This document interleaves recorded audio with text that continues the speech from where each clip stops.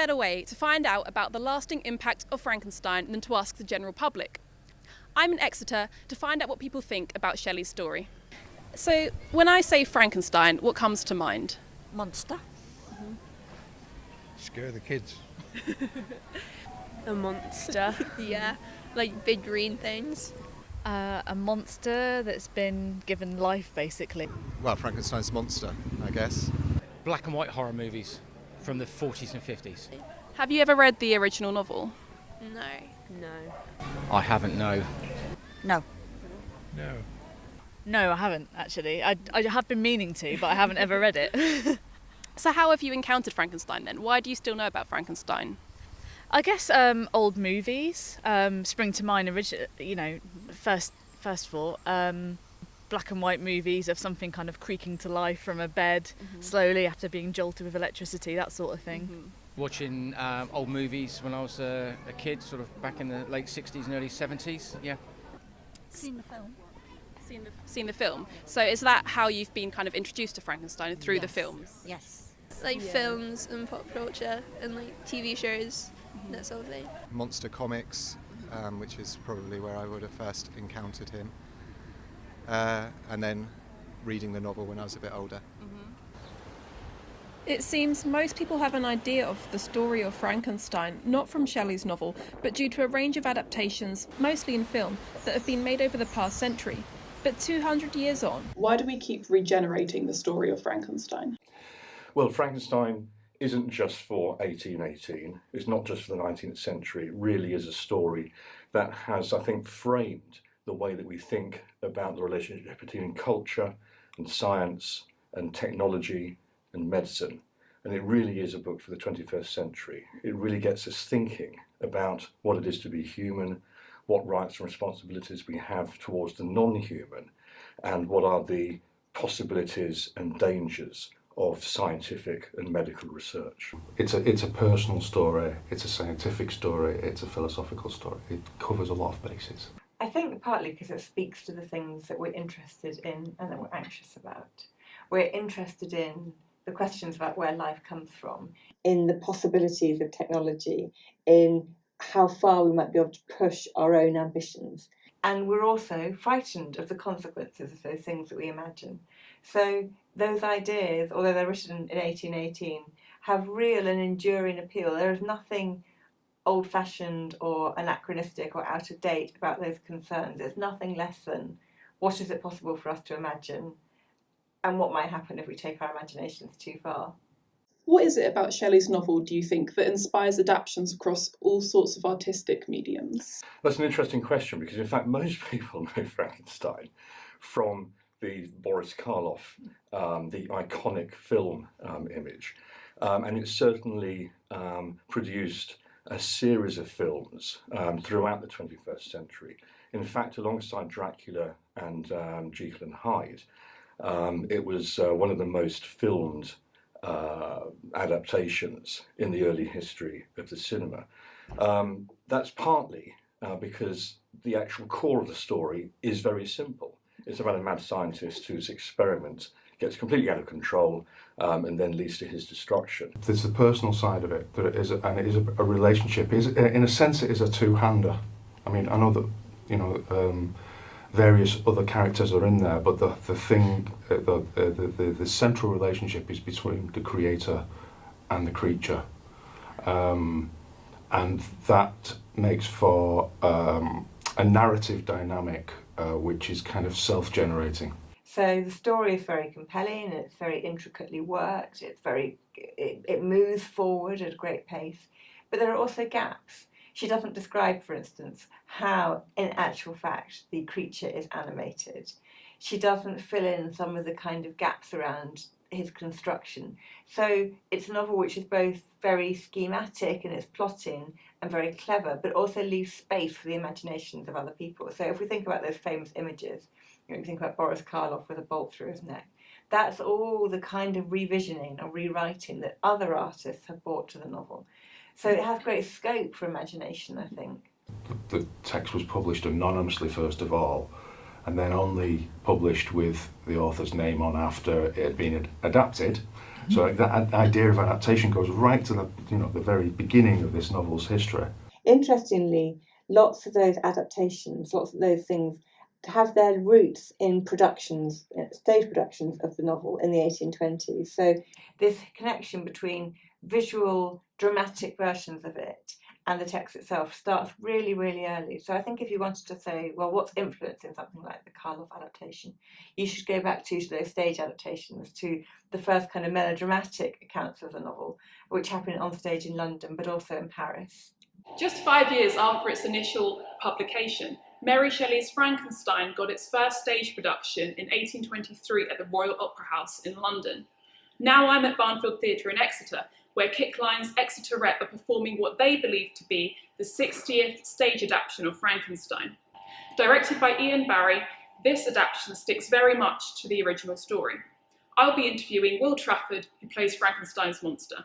What is your company's take on Mary Shelley's novel? Well, our take is actually very similar to the book. We've tried to stay as close to the book as possible, because you see a lot of other versions of Frankenstein where it's taken just at face value, where it's crazy doctor, makes a scary monster no good, kills a few people, and then they both die. But when there's actually so many more layers to the book, so we've actually tried to stay true to that. So we keep the battle between how far should science be pushed and how, you shouldn't tamper too much with nature, or there's the religious aspects of it as well, of how far can you push religious boundaries or moral boundaries. So we've tried to encapsulate all of them still in our show. What common misconceptions do you think people often have about the story of Frankenstein? Well, first of all, that he's got a bolt through his neck. That's the big one. Every time I've spoken to anyone about this show, they've always gone, oh, so you're going to have all the makeup on, you're going to be green, have a massive forehead. I've got a massive forehead anyway, so I don't need that part of the makeup. But, it's that very classic sort of Hammer horror story look. And also, it's fantastic. There's the Mel Brooks film, Young Frankenstein, which is a comedic take on the old story, and it's also on in London at the moment at the Garrick Theatre, and that's a great version of it, but it's completely different from the actual story. There was a film a while ago, really awful, called I think it was I, Frankenstein, where they basically just take the base unit of what Frankenstein is and just shove it into this blockbuster, and so that's one problem with it, I think, that people do just go off and go, well, he's a monster, and that's it. But he's so much more. So your performance of the creature looked absolutely exhausting. Yeah.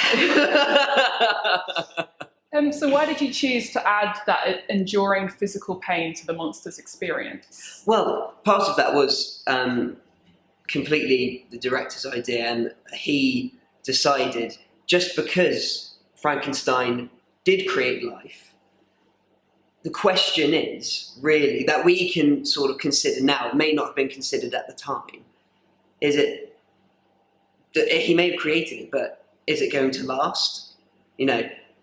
Are all these bits that he has put together going to accept each other or reject? Because back in Mary Shelley's time, the scientific knowledge about the body was limited, and they didn't really know about organs rejecting each other, and it's also to do with cloning that goes on now. You can clone something and it will only last a few years, and then before it just fades away. So that's part of it that we wanted to go, yes, Frankenstein has made this creature, he has brought life back, but it's not perfect. It's far from perfect. What is it about Shelley's novel, do you think, that makes it so effective on the stage? People just love the story, and they love to see different portrayals of this story, whether it be just a standard, that sort of thing, or something with more meaning. And usually people like to go for the latter. And I think that's why it does so well, because it is open to so much interpretation, because partly, thanks to the book, nobody knows how the creature was actually made because she doesn't go into the specifics of it. So it's great for a director because they can go, well, I want it to look like this. I want light bulbs flashing here. I just want plastic sheeting waving about or whatever.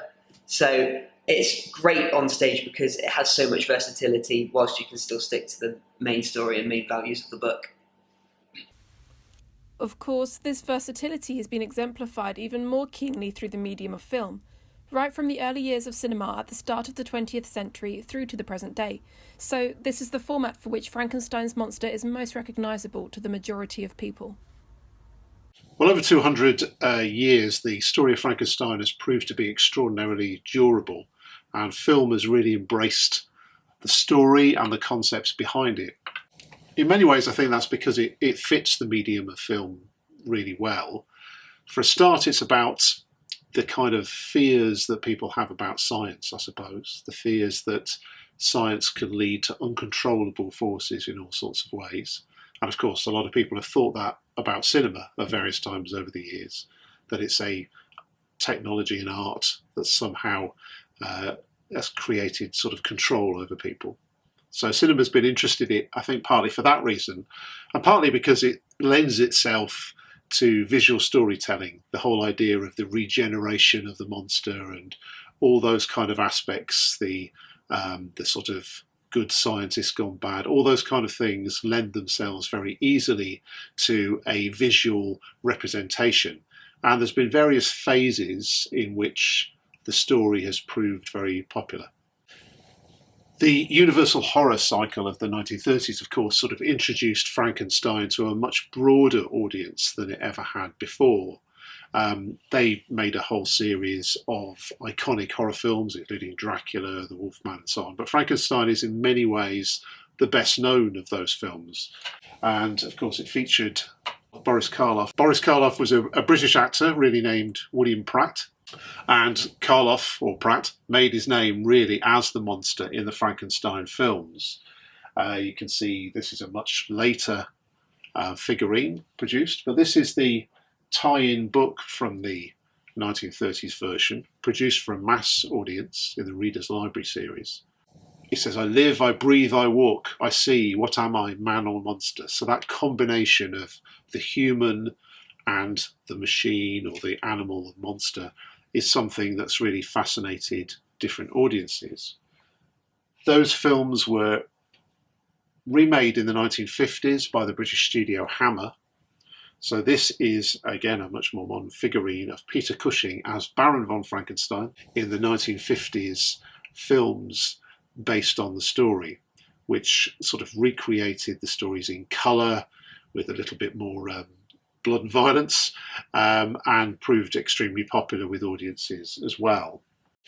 And there's a number of versions of Frankenstein, comic versions of Frankenstein in the 1970s that pick out the sort of absurd aspects of the story, but also play around with some of the kind of counterculture's reading of the Shelley story. This idea of something unnatural being created, or science messing with nature, that kind of stuff. So you get Mel Brooks's Young Frankenstein. You also get the Rocky Horror Picture Show. So the Rocky Horror Show was a very successful stage musical using rock music, using kind of lots of sort of outrageous camp. And it was made into a film in 1974. And the film has had a sort of strange life of its own. It's still popular as a theatre show, but the Rocky Horror Picture Show is famous for its audience participation aspects. So people dress up and they do various different things at various times. You get the figure of Frankenfurter, played by Tim Curry, who is like the Baron figure, and then you get the figure kind of the monster, played by Meatloaf. So it's played both for its comic potential, but also its transgressive potential. And the idea of Frankenstein, the recognisable figure of Frankenstein's monster, I suppose, particularly the scientist, tends to get overlooked, and people seem to think the monster itself is called Frankenstein, is a really sort of recognisable trope, sort of based largely on the way that Boris Karloff looked in the 1930s film. So you get Frankenstein figures like this. This is a model assembly kit, probably produced, I think, in the 60s, using the idea of how the Boris Karloff character looked to produce this glowing in the dark life-size model, a plastic assembly kit producing this Frankenstein figure, obviously for kids, so probably people who are too young to see the film, but the Frankenstein character has become an all-pervading cultural figure. When you get to more recent times, you have things like the very popular comic cartoon series The Simpsons produced this little hangman set, and for no apparent reason you see Homer Simpson as Frankenstein here as part of the hangman system. So there's something, I suppose, a bit absurd and comic about that sort of square head, bolt through the head look that is instantly recognisable to all kinds of audiences, many of course of whom have never read the Mary Shelley book. But the story is so potent that it can work in all sorts of different ways culturally, across all sorts of different kinds of media. And also I think the Frankenstein image, the kind of slow walking, half dead, half alive idea, obviously is an influence on zombie films that have proved to be very popular at various moments in film history. I think Frankenstein is something that remains very powerful in popular culture 200 years on, and film really gave, if you pardon the pun, it really gave the idea new life. How has our present understanding of Shelley's novel been shaped by these iconic adaptations? I think a great deal, particularly in a kind of broader cultural sense. I think if you say to a lot of people Frankenstein, then it's probably Karloff that they'll think of, and the name is often applied to the creature rather than to his creator. The problem that I find with many of these film adaptations is that they tend to oversimplify the story. And that's one of the reasons why a lot of people, through those film adaptations, have a certain version of the story in mind. If you've not studied the text, and I mean the original text or even the later versions of the novel, and you've only seen it through film, which most people have, then it's not that it's invalid, it's a particular interpretation of it. But there are various things. I mean, there is the hunchback assistant Igor, who doesn't appear in the novel. There are various, the bride of Frankenstein does to a certain extent exist in the novel, but never actually woken up. As in the bride of Frankenstein, the creature Frankenstein. It's even like I'm doing it. Certainly, it's almost impossible to go through the book without having a preconception of what it's going to be about. But that's why many readers are then, surprised. Such preconceptions and interpretations that have developed from popular culture about the story of Frankenstein, in fact, made national news in March 2018. There was an article in The Sun earlier this year that seemed to be based on comments that you had made about your students' attitudes towards Frankenstein's monster. And the article criticised these so-called snowflake students for sympathising with the creature. And it's not only The Sun that's expressed surprise towards this stance, so has The Times. So first of all, do you indeed find it to be true that students are becoming more sympathetic? And if so, why do you think that is? Well, this whole what I call the Frankenstein affair, this is the first time that I've spoken about it since it broke. What happened was that the Observer interviewed me and asked me about the medical science behind the novel.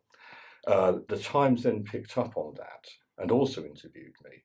And we talked a bit about the attitudes that readers today have towards the novel. And the way that I teach it is certainly getting students to think about having sympathy towards what I call the being. I don't call it a monster or a creature, I call it a being.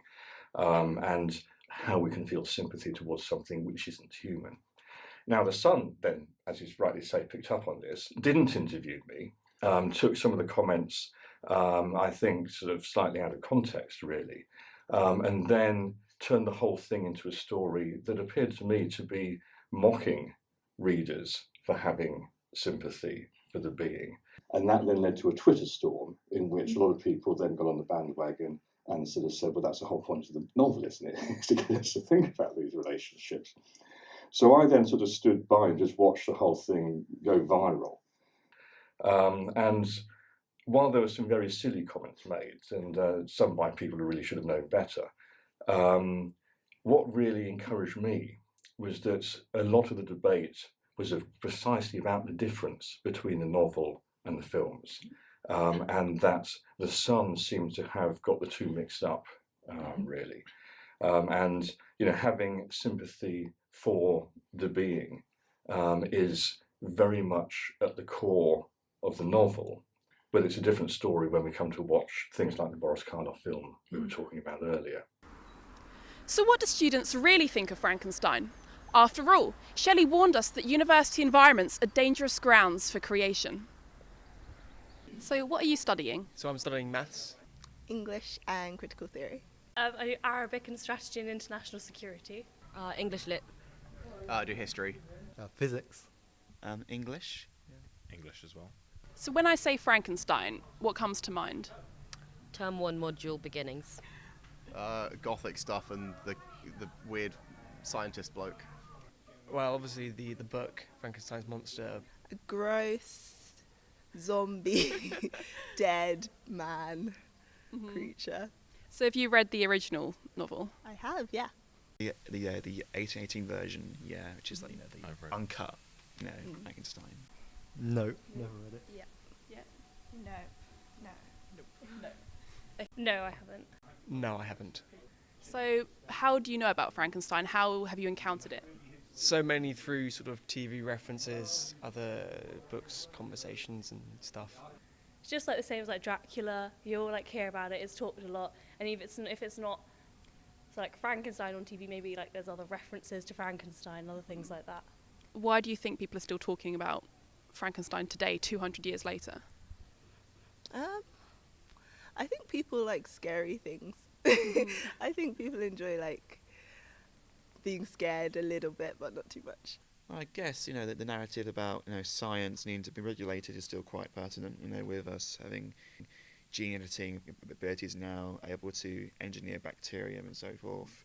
There's still that fear that, you know, what Mary Shelley predicts, which is man, you know, trying to outrun humanity through science could end a bit poorly. I suppose some people might think like they can like take inspiration from it and do their own kind of stuff, taking from like the kind of themes of it as well. Frankenstein's monster, to fear or to sympathise with? Probably from what I've seen, to fear more. Probably a bit of both. It's more, when you read the novel, you actually see the person behind the monster. Probably go with fear. I want Frankenstein's monster coming up to me. Mainly sympathy, I think, because, you know, it is someone who's been brought into the world without their consent, you know, very violently.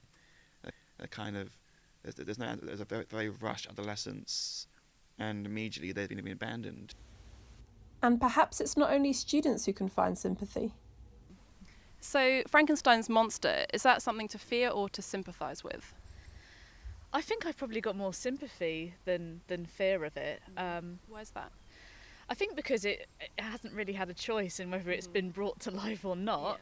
And I think that there is a lot of fear associated with something like that, the unknown really. Oh, fear. Definitely.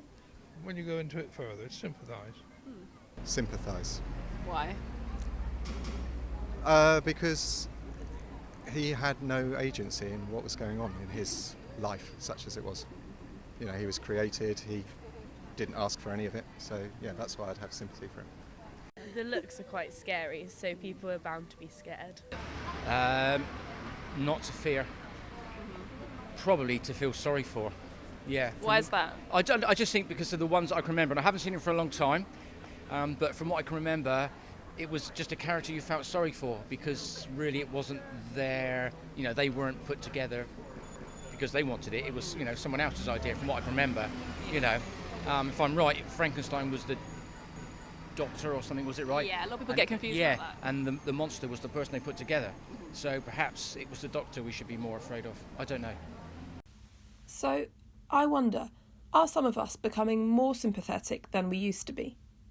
It's certainly something we should address because we are surrounded by medical and scientific questions about what it is to be sentient, what it is to be alive. It's one of the first and earliest novels to say, what does it mean to be human, by creating something which is different, isn't it? So if we think about narratives around artificial intelligence, around robotics, you can see why it becomes a very powerful metaphor, in some ways to caution against pushing these ideas too far. And the more today that we're surrounded by sort of machines, smartphones, laptops, iPads and so forth, not to mention advances in medical science and artificial intelligence. That's why we should read the book today, I think, and really ponder how we're reacting to the questions and the issues that Mary Shelley raised 200 years ago. But it also has something to say about the manner in which we deploy technology. Mary Shelley insists in her novel about the need to be socially responsible, to think about the consequences of what it is that we design or evolve, to remember our responsibilities first and foremost, not to some kind of abstract pursuit of knowledge, but to the people we love, the people who live around us, the people for whom we have some kind of responsibility. Science does wonderful things for us, and it can do wonderful things for the world, but it can also do very destructive things for the world. And unfortunately, what tends to happen is that science has its own dynamic and its own ambition, which is not moral, and quite rightly shouldn't be moral in the first place. It has its own logical steps.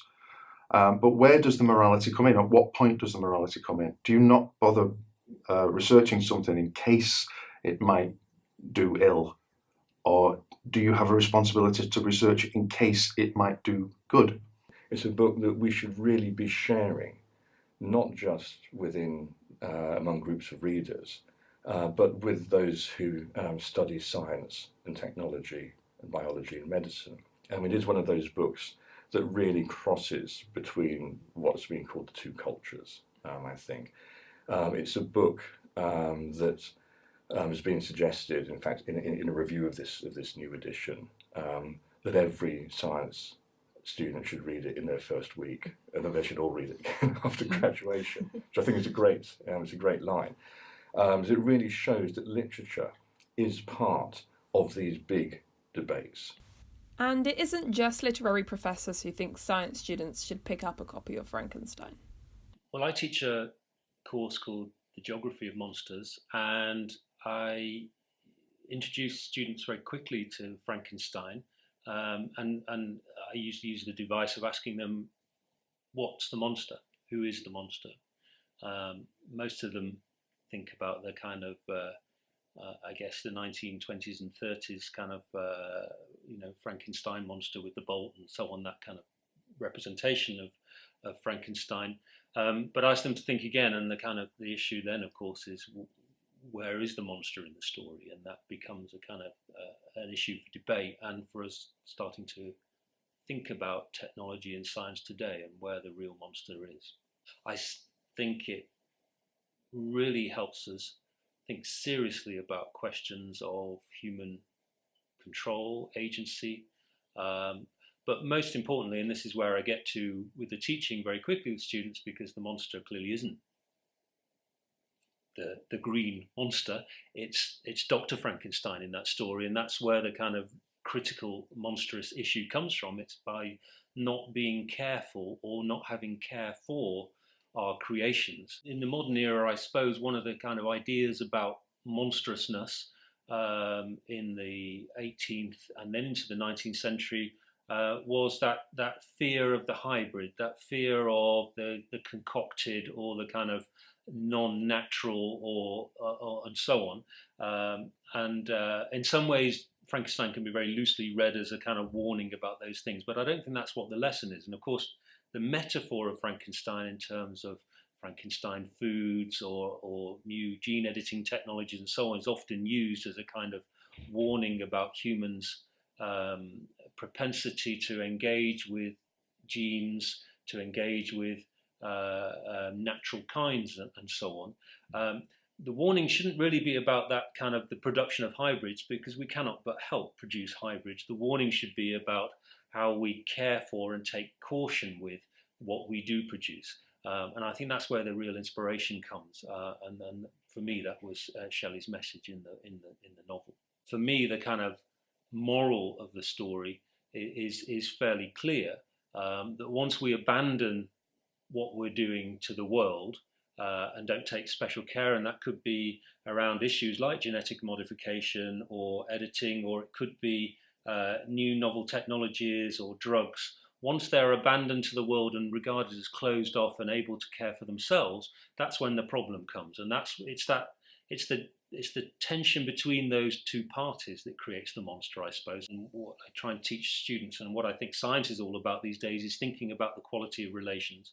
And once those relations are torn apart, or they don't they aren't produced in kind of the best sorts of ways, then we get the real issues of a monster going out of control, both the scientist and his creation in this case, or his or her creation. In teaching geography and social sciences, the monster, we tend to call them assemblages, or socio-technical assemblages. And there's no getting away from being enrolled or entrapped or entangled in lots of socio-technical assemblages. That's the way life is. We can't do anything without getting mixed up with the natural, the non-natural, and so on.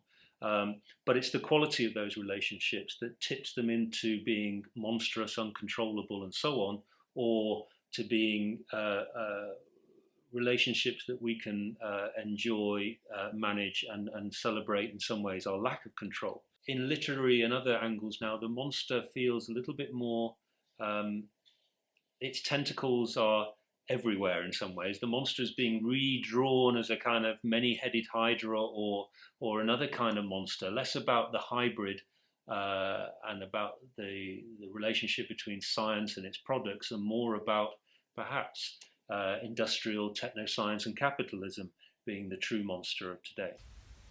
Whatever is considered to be monstrous within both scientific and political discussions is regularly squeezed into a Frankenstein analogy. One of the big moments for when people started using the Frankenstein analogy again in the late 20th century was with heart transplants, and that's partly because of the idea of the heart as the centre of the human soul. When I was growing up, all the Frankenstein analogies were about GM crops, and they were about the kind of dangers of scientific innovation. Now I think the narrative about treating each other with humanity, about difference, if you think about the migration, if you think about the language which has been applied to refugees over the past 2 or 3 years, I think you can see that the novel continually is reborn to say something important about the moment we're in. In genetic experiments, it's nearly always some newspaper will evoke the idea of Frankenstein and the creator. Frankenstein as a creator that cannot control his creation. It was used to describe Trump, it was used to describe Brexit, it was used to describe pretty much any kind of political thing, it would be described as a Frankenstein's monster. So this image for the things which make us frightened to do with things we invent just seems to be endlessly applicable. Now you could say that the effect of that is to dull the import of it, but actually I think it's a metaphor that regenerates itself too. And for you, what do you think the story of Frankenstein is primarily about? Or what does the concept of Frankenstein mean to you? Well, it depends what mood I'm in. But if I'm just kicking back, then it's about zombies. Because I like zombies. I don't know why. I like that, but that idea of a kind of visceral horror, that idea of the recreated, reanimated corpse. I don't think that it's a book that it's easy to categorise. I think that it's a book which is a very inspiring. It has a life. It's a book that doesn't stay on the shelf, so to speak. Rather like the being himself, it roams around and pursues you, does all sorts of things out of your control. So there aren't many books like that. But in common with other what you might call Gothic novels, it is, I think, fundamentally about what it is to be human, and how we can then use that knowledge in living our lives. The thing I always come back to is that this is a novel written by someone who is in the process of working out what she thinks about the world. She is taking the influences of her parents, of the philosopher William Godwin, the feminist Mary Wollstonecraft. She is thinking about the reading she's done of people like Erasmus Darwin, people who are really probing the origins of life. She's responding to the failure of revolution in France. She's responding to industrial unhappiness in Britain. And she is bringing all these things together in this kind of slightly odd, uneven mix. And it's a ferment of ideas from someone who isn't kind of complacent or settled in how they're going to respond to all that. So it is a novel of youth, I think. And that's one of the things that I think makes it really, really exciting. The novel is sort of like an experiment. It's like a laboratory in which Mary Shelley is introducing these big questions about education, about humanity, about the monstrous and the other, and really seeing how they play out. So we should sort of treat it as a test case or as an experiment, and then use that knowledge, use that understanding to really deepen the way that we think about the world around us. With my kind of civilized person's head on, then it's about responsibility. That's what the text is about. It's about responsibility. It's about that way, how easily we can turn our heads away from our own, should be our own moral responsibility, and how that often will come back and bite us. What do you think is next for the story of Frankenstein? It's a cultural juggernaut. It has such momentum. As long as we have the potential to imagine impossible futures and then to be frightened by the consequences of that, I think it will live on. The arguments in it are still very important in today's society. It's lasted 200 years. I can't see why it wouldn't last any longer, and people will still visit meanings upon the text, new interpretations of the text. Mary Shelley's idea about Frankenstein is something that people return to again and again, and filmmakers and TV program makers are the first in the queue, if you like, to try and rejuvenate those stories and use them as a kind of metaphor about society. The space between the adaptations and the text sometimes are very interesting to look at, and how it maps onto particular cultural worries or cultural challenges and issues of a particular time. And that is why this text will never go away. And we will always read Frankenstein, and we will always be fascinated by the various iterations in popular culture. Our modern notion of Frankenstein is a hybrid of references drawn from the novel, from film, TV and theatre adaptations, from games and pop culture references, from scientific and political analogies. The novel has left the page, the screen, the stage, and has become its own monster, crouching in our consciousness, asking us to understand its being.